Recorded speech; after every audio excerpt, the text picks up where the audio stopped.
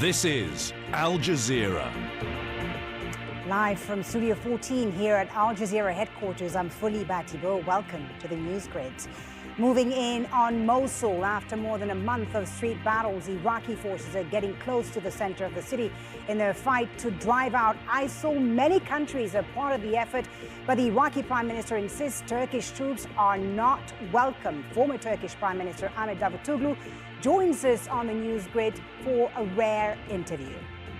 Be sure to send us the questions you want to ask Turkey's former Prime Minister, and you can join in on the conversation with the hashtag AJNewsGrid. Leah Harding now, our social media producer, joining us with more on this story. What are people saying online about this story?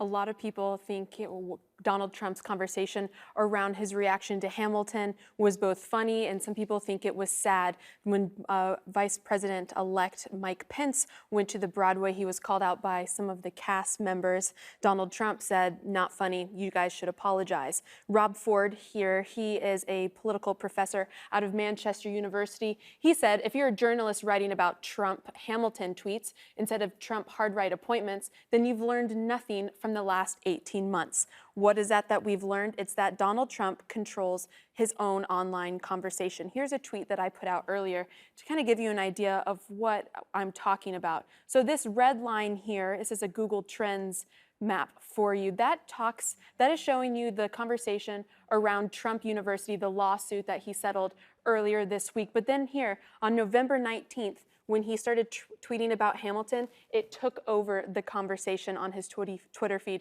44,000 retweets. A lot going on in his Twitter feed, including some teases for who may be on his next cabinet. This one here saying General James, he calls Mad Dog Mattis, who's being considered for Secretary of Defense, was very impressive yesterday. Yesterday, of course, referencing his meeting with several possibilities for his cabinet. This is Mad Dog Mattis here with Donald Trump at his golf course in New Jersey. So though Donald Trump has been very vocal on Twitter, we have to keep in mind he is still president-elect when it comes to the Twitter universe. Here, President Obama still holds the Twitter handle at POTUS, or President of the United States. He is the first U.S. president to be on Twitter and joined 6 years into his presidency, saying, "Hello, Twitter, it's Barack." Really, 6 years in, they've finally given me my own account.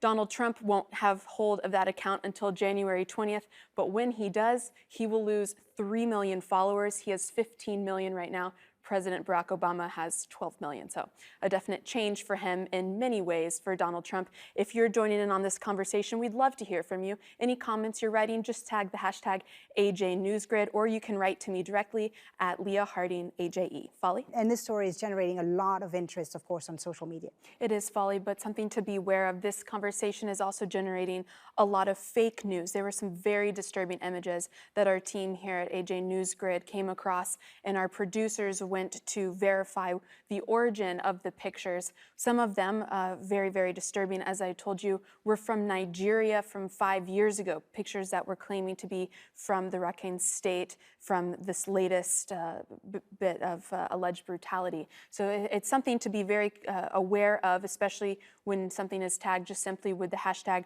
Rohingya. That's where we saw the most amount of fake news. But there's a lot of real news also coming out. I spent part of the afternoon talking to a producer. Here are some pictures here. He has a team out of parts of Myanmar who are sending him this information. He is Rohingya himself. His name's Ne San Nguyen.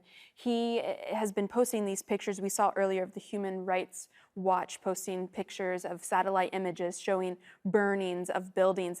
These are ground images of similar acts here. Several pictures documenting that. Something that he was saying when I was speaking to him, what Nason was saying is that there is a lot of information coming out, but there's a lot of fear among the Rohingya that the government are monitoring their motion. So it's not that there aren't pictures, it's that it's difficult to get them out of Myanmar, and then, of course, to prove that they are real.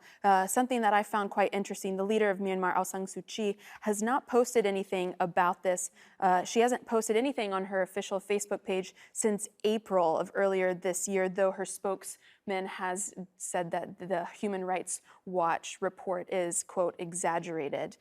This is something also that has led to the Rohingya being something that we haven't talked much about, but we do often on Al Jazeera, which is they're a refugee population. Essentially, a lot of them are trying to leave Myanmar out of the Rakhine State, some into Bangladesh, down into Malaysia and Thailand, an ongoing conversation. We'd love to hear from you. Hashtag AJ Newsgrid. Thank you so much for that, Leah. And a lot of people, of course, asking why Aung San Suu Kyi, who won the Nobel Peace Prize, isn't doing more about the situation of the Rohingya people in Rakhine State. Thank you for that, Leah.